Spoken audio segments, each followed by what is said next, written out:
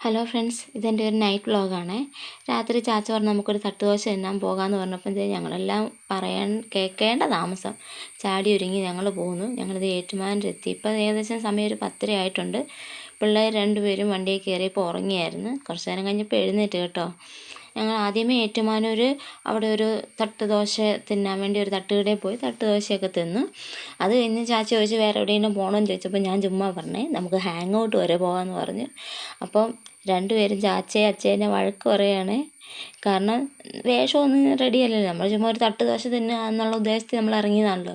നമ്മുടെ വേഷമൊന്നും അത്ര നല്ലതല്ല, ഇവിടെയൊക്കെ വലിയ റിച്ച് ആൾക്കാരല്ലേ വരുന്നത്, നമ്മൾ എന്നെ ഇങ്ങോട്ട് വന്നതെന്ന് ചോദിച്ചാൽ. പക്ഷേ നമ്മുടെ റേനുവിൻ്റെയൊക്കെ സന്തോഷം കണ്ടോ.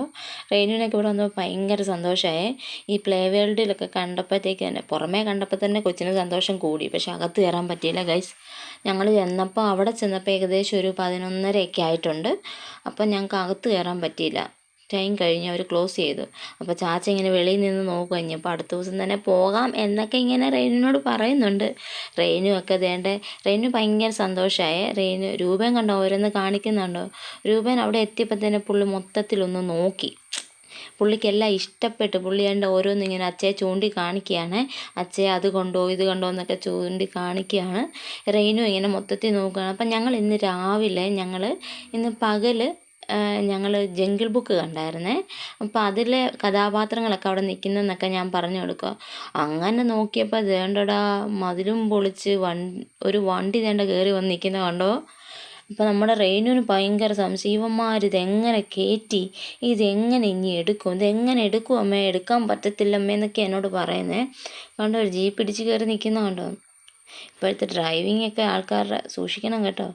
അങ്ങനെ വന്നപ്പോൾ നമ്മുടെ ബാലുക്കരടി ഉണ്ട് ഇവിടെ, മൗഗ്ലി ഉണ്ട്, ബാലുക്കരടി ഉണ്ട്, ബഗീരയുണ്ട്.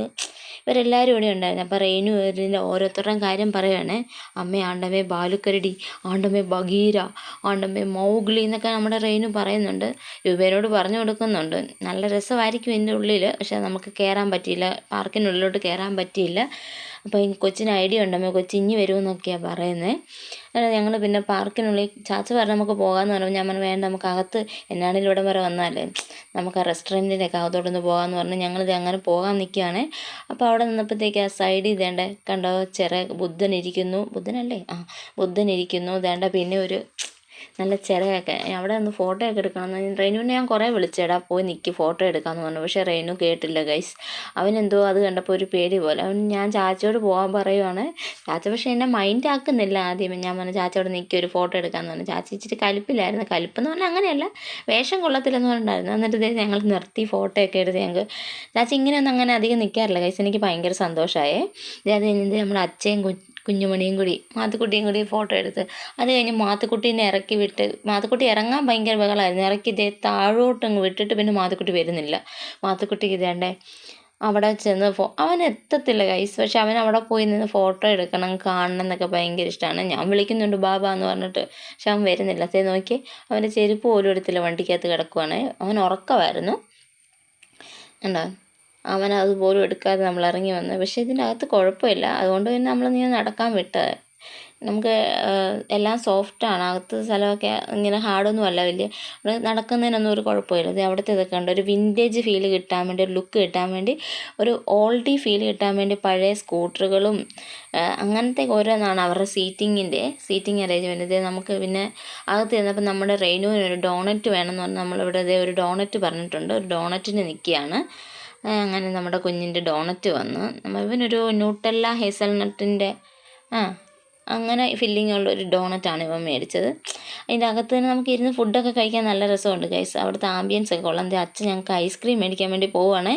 കാരണം ഊഞ്ഞാലുണ്ടായിരുന്നു. ഞങ്ങൾ ചെന്നപ്പോൾ ഊഞ്ഞാൽ രണ്ടും വേക്കൻ്റ് ആയിരുന്നു, അപ്പോൾ ആൾക്കാരില്ലായിരുന്നു. അപ്പോൾ ഞങ്ങൾ ആ ഊഞ്ഞാൽ കസേര കയറിയിരുന്ന് ഞങ്ങൾ ആടി ഇരുന്ന് കഴിക്കുക ഗൈസ്. ഞങ്ങൾ ഒരു ഐസ്ക്രീമും മേടിച്ച് അവർക്ക് മറ്റേ ന്യൂട്ടെല്ല മേടിച്ചു കൊടുത്തു റെയിനുവിന്. നമ്മുടെ രൂപൻ ആദ്യമേ ന്യൂട്ടെല്ല മറ്റേ ഡോണറ്റ് കഴിച്ചിട്ട് അമ്മയ്ക്ക് വെച്ച ഐസ്ക്രീമും കൂടി തിന്നു. അതൊക്കെ നിലത്ത് വിട്ടു, പകുതി കൊച്ചു വായിൽ വിട്ട്, പകുതി നിലത്ത് വിട്ടു. ഞങ്ങളത് കഴിച്ച് കഴിഞ്ഞപ്പോൾ അതിൻ്റെ അപ്പുറത്ത് ഇങ്ങനെ ഒരു തിയേറ്റർ മോഡലൊരു സംഭവമുണ്ട് ഗൈസ്.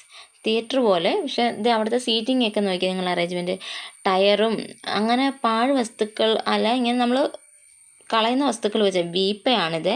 അപ്പം അങ്ങനത്തെ ഓരോരോ വസ്തുക്കൾ വെച്ചാണ് സീറ്റിങ്. നല്ല തിയേറ്റർ മോഡലാണ്. നല്ലത് ഇതുണ്ട് എഴുതിയിരിക്കുന്നത്. മൈക്ക് കാര്യങ്ങളൊക്കെ ഉണ്ട്, സ്റ്റേജ് പോലൊക്കെ ഉണ്ട്. അപ്പം നമ്മൾ നേരത്തെ വരുവാണെങ്കിൽ അവിടെ നിന്ന് നമുക്ക് പാട്ട് പാടുകയൊക്കെ ചെയ്യാം.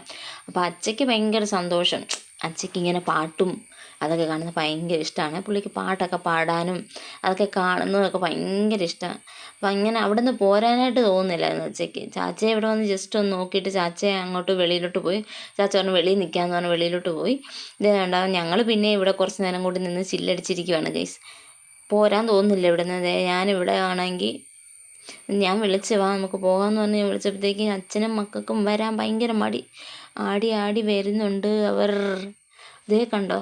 ഇവിടെ എത്തിയപ്പോൾ ഞങ്ങൾ പിന്നെ കൈയൊക്കെ കഴുകാൻ പോയിരുന്നപ്പോൾ അവിടെ മിറർ കണ്ടപ്പോൾ ഞാൻ ഓർത്ത് എല്ലാവരെയും വീഡിയോയിൽ കാണിച്ച് എന്നെ കാണിച്ചില്ലല്ലോ, എന്നാൽ ഞാനും നിൽക്കട്ടെ കുറയ്ക്കണ്ടെന്ന് കരുതി ഞാനും അവിടെ നിന്ന് മിററിൻ്റെ അവിടെ നിന്ന് വീഡിയോ എടുക്കുന്ന ഭാഗമാണ് കാണുന്നത്.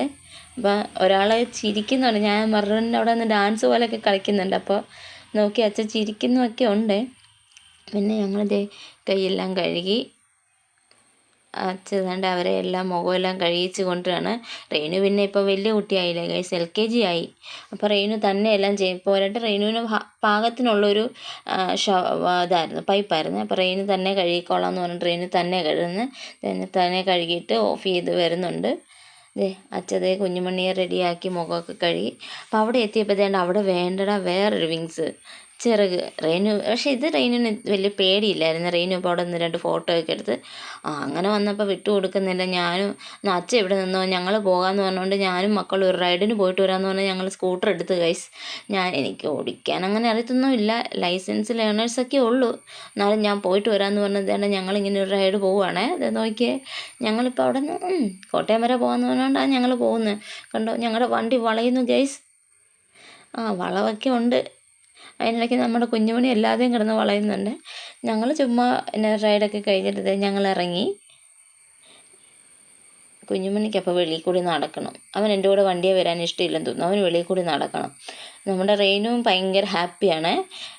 റെയ്നുവിൻ്റെ ഹാപ്പി മൊമെൻറ്റ്സ് ഒക്കെ ചില നേരത്തെ നമുക്കങ്ങനെ കിട്ടത്തുള്ളൂ. അപ്പോൾ അതൊക്കെ നമ്മൾ പെട്ടെന്ന് ഒപ്പിയെടുത്തോണം. അധികം നേരം അവൻ തരത്തില്ല നമുക്ക് അങ്ങനെ എടുക്കാൻ വേണ്ടി. അങ്ങനെ എന്നപ്പോൾ അതേണ്ട അവിടെ ഒരു ലവ് ചിഹ്നത്തിൻ്റെ ലൈറ്റൊക്കെ ഉള്ളതായിരുന്നു. പക്ഷേ ആ ലൈറ്റ് അവിടെ ആരും ഇല്ലാത്തതുകൊണ്ടായിരുന്നു തോന്നുന്നു അവർ ഓഫ് ചെയ്തു. നമ്മൾ പോന്നപ്പോൾ വീണ്ടും ആ ലൈറ്റ് അവിടെ ഇട്ടിട്ടുണ്ട്. അപ്പോൾ അവിടെ നിർത്തി 2 ഫോട്ടോ എടുക്കാമെന്ന് പറഞ്ഞപ്പോഴത്തേക്ക് നമ്മുടെ മാത്തപ്പന് അങ്ങനെ വലിയ താല്പര്യമില്ല. റെയ്നു ചേട്ടൻ ഓടി വന്ന് കെട്ടിപ്പിടിച്ചിട്ടൊന്നും മാത്തപ്പന് വലിയ അവിടെ നിന്ന് ഫോട്ടോ എടുക്കാൻ വലിയൊരു താല്പര്യമില്ല. അവൻ ഇറങ്ങിപ്പോണം. അവനതിലെ നടക്കാൻ വേണ്ടിയാണ് ബഹളം വെക്കുന്നത്. എന്നാലും ഞങ്ങൾ നിർത്തി ഒരു ഫോട്ടോ എടുക്കാൻ വേണ്ടി കുറേ പരിശ്രമിച്ച് ഞാനും അമ്മയും വരാമെന്നൊക്കെ പറഞ്ഞിട്ട് അവൻ വലിയ ഇത് കാണിച്ചില്ല. കണ്ടോ ഇറങ്ങുന്നത് കണ്ടോ. എന്നാലും ഞങ്ങൾ അവിടെ നിന്ന് ചെറിയതായിട്ടൊരു ഫോട്ടോയൊക്കെ എടുത്ത് നമ്മുടെ ട്രെയിനിന് സന്തോഷമായി. ഞങ്ങൾ ഇറങ്ങിക്കഴിഞ്ഞപ്പോൾ അവർ തേണ്ട ലൈറ്റൊക്കെ ഇട്ട്. അപ്പം നിങ്ങൾ മാത്രം ചില്ല് ചെയ്താൽ മതിയോ എന്ന് ചോദിച്ച് ഒരു പൂച്ചക്കുട്ടിയെല്ലാം നടന്ന്. അത് കഴിഞ്ഞപ്പോൾ തേണ്ട അവിടെ അതിൻ്റെ ലോഗോ ഒക്കെ വെച്ചൊരു ലേസറൊക്കെ ഉണ്ടായിരുന്നു. റെയ്നുവും മാത്തപ്പനും ആ ലേസറിൻ്റെ അവിടെ കുറച്ച് നേരം നിന്ന് ഗൈസ്. പിന്നെ ഞങ്ങൾ വീട്ടിൽ പോന്നു. അപ്പം ഞങ്ങളുടെ കുഞ്ഞു വീഡിയോ ഇത്രയേ ഉള്ളൂ. Okay, bye bye.